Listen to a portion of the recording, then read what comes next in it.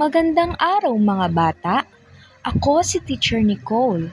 Ngayong araw ay ituturo ko sa inyo ang time signature.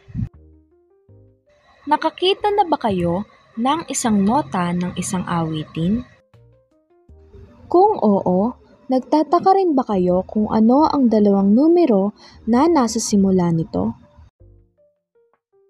Ito ang tinatawag na time signature. Ngunit bago tayo magsimula, ay alamin muna natin ang beat ng isang nota. Unahin natin ang whole note. Ang whole note ay mayroong 4 na beats. Kung ito ay tutugtugin sa instrumento, ay ganito. 1, 2, 3, 4. 1, 2, 3, 4. Ang half note naman ay may 2 beats. Kung ito ay tutugtugin sa instrumento, ay ganito. 1, 2, 1, 2. Samantala, ang quarter note ay may 1 beat. Kung ito ay tutugtugin sa instrumento, ay ganito. 1, 1, 1, 1. Ang 8th note naman ay mayroong 1/2 beat. Kung ito ay tutugtugin sa instrumento, ay ganito. 1, 1. Panghuli ay ang 16th note. Ang 16th note ay mayroong 1/4 beat. Kung ito ay tutugtugin sa instrumento, ay ganito. And half and 1.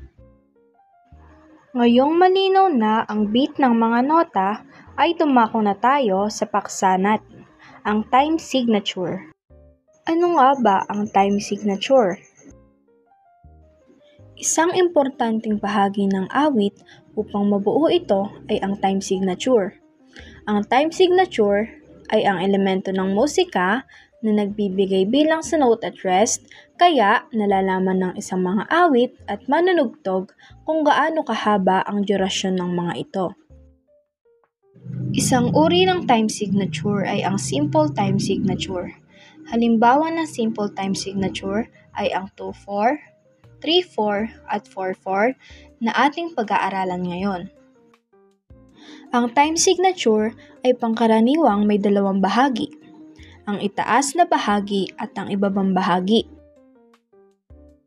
Pag-aralan natin ang itaas na bahagi ng time signature. Ang itaas na bahagi ng time signature ay nagsasaad kung ilang bilang ng beats mayroon ang bawat measure. Ang ibabang bahagi naman ay nagsasaad kung anong uri ng note ang tatanggap ng isang beat. Sa madaling salita, sa ibabang bahagi nakadepende ang bilang ng beat sa itaas.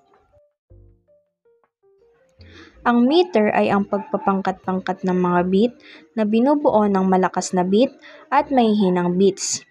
Ang 2/4 ay may duple meter. Ibig sabihin, may 2 beats ito bawat measure. Ang 3/4 ay may triple meter. Ibig sabihin ay may 3 beats ito bawat measure. Samantalang ang 4/4 ay may quadruple meter na may 4 na beats bawat measure. Kung titignan ang time signature sa loob ng measure, ganito ang kalalabasan. Ang accent mark ay ginagamit upang bigyan diin ang isang beat. Tinutugtog ito ng mas malakas kaysa sa ibang beat. Ang 2/4 at 3/4 ay parehong may malakas na beat sa unang beat. Ibig sabihin, ang unang beat ay tutugtugin ng mas malakas kaysa sa mga susunod na beat. Ang 4/4 din ay may malakas na beat sa unang beat. Pero, ito rin ay may medyo malakas na beat sa pangatlong beat.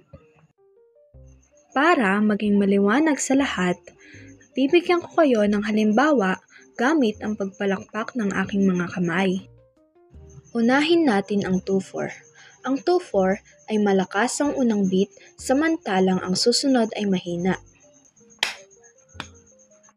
Ang 3/4 naman ay malakas din ang unang beat at ang mga susunod ay mahina. Ang 4-4 ay malakas ang unang beat, ang pangalawang beat ay mahina, ang pangatlong beat ay medyo malakas, at ang pang-apat na beat ay mahina.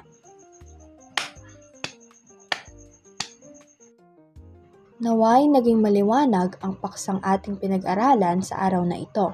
Muli, ako si Teacher Nicole. Paalam!